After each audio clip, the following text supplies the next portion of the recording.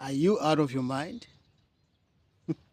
Have you ever heard somebody telling you this or telling it to somebody else?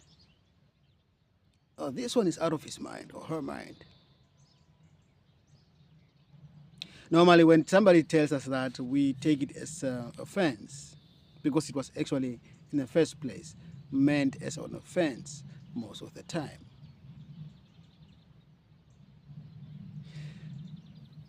But rejoice. Rejoice when somebody telling you you are out of your mind. Rejoice. That means that you have done the work. You have walked the path of the heart. Because there are only two places where you can be, either in your mind or in your heart.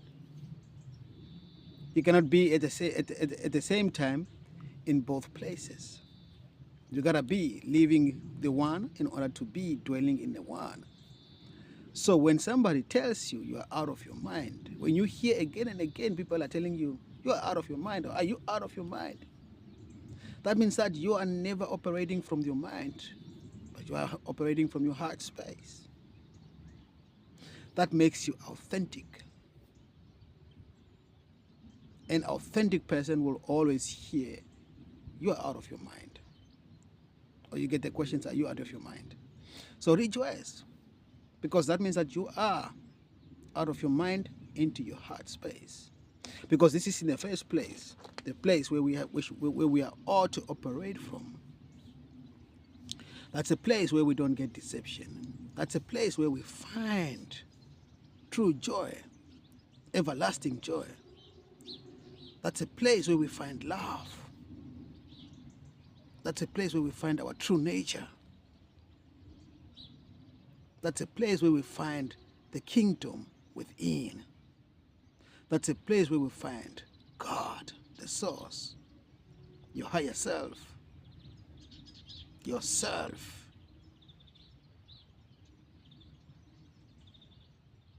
So let's always go the way of the heart.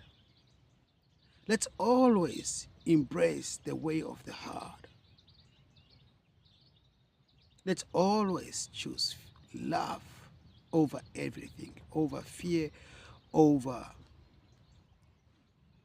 approval by somebody else. Oh, I don't want to hear people telling me I'm out of my mind, so I gotta fit in. Do you know that?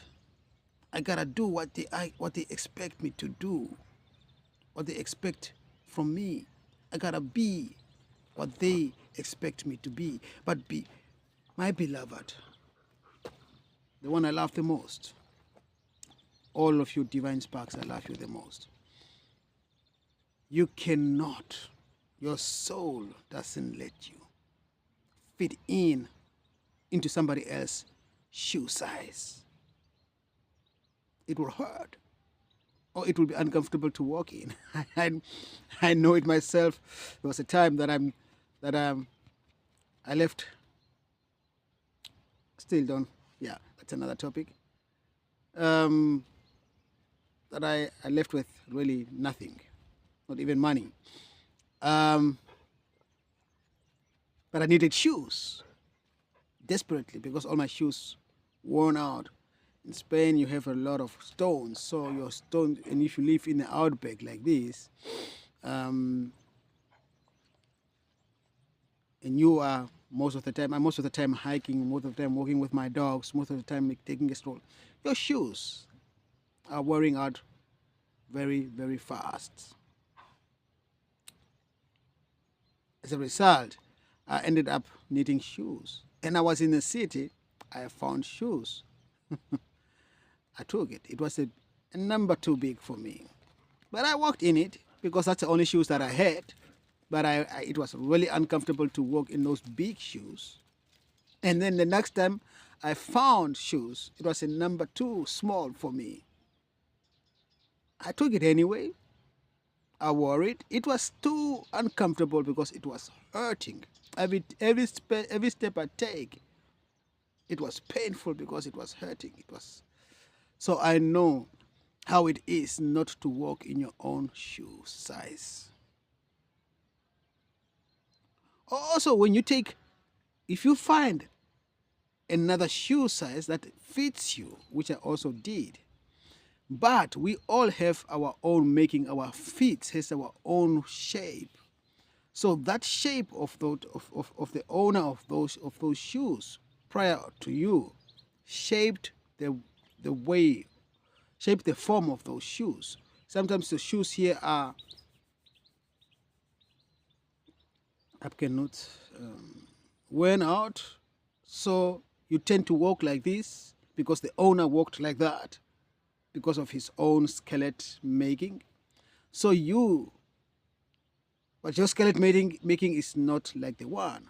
So you put yourself in those shoes, you try to walk. You see, it hurts too, although it is the same size, because it was shaped by somebody else's feet and shape and making and skeleton making.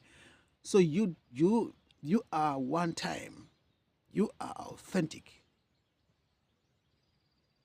The best thing you can do is go in a shop, get a new shoes, the right size, and then walk the shoes according to your formation. That's the comfortable shoes you can ever wear. And that's the same with your state of being.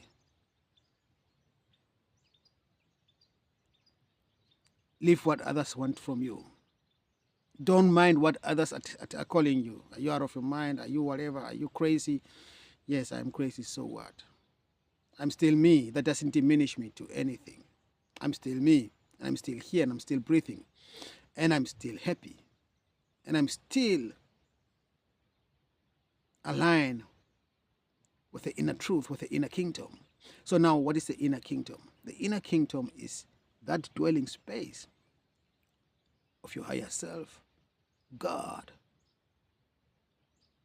The higher self and God is not separate from each other. So when I say God and higher self, it's one and the same thing, but yet still, I have to, and I feel like I need to mention the two, although this is one thing, same one thing. Separate for your understanding, for those who are still embracing the concept of duality, separation, those who are still experiencing the me, the individual me, for your understanding. For me, there is no more the individual me. There's no individual you do you. For me, there is only the one. And behold, I look at everything and I just see only the one in it. Just manifesting itself in a different form, experiencing itself in a different form. And I say it because the one is never he or she. So that's the kingdom within that you will find inside, because the one, the source, the wisdom from the source, pure love from the source, that light that we need desperately from the source, peace, harmony, abundance, joy, happiness, all divine is within. That makes the kingdom within so rich and worth finding it and dwelling in it.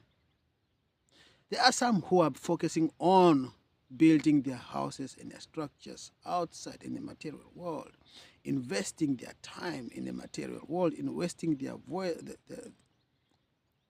strength and their energy in the limited time that they have on this wonderful planet, building up material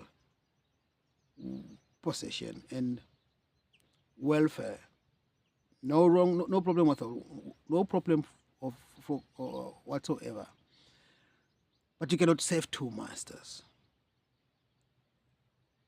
Most of the time, if you have two masters, you will neglect one and you will serve one more faithfully, and you neglect one more, because although we believe to be multitasking, something will suffer along the line when we're trying to do it all. You cultivate the physical kingdom. You focus on cultivating the physical kingdom most of the time. You neglect the inner kingdom, the kingdom within. Your spiritual attachment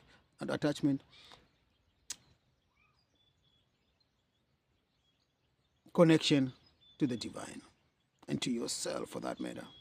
That's why you run around feeling depressed. Anxiety is kicking in because you are focused on something that is not everlasting, that doesn't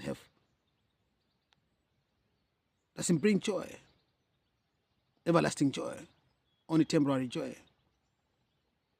So focus on the kingdom within. Turn inwards.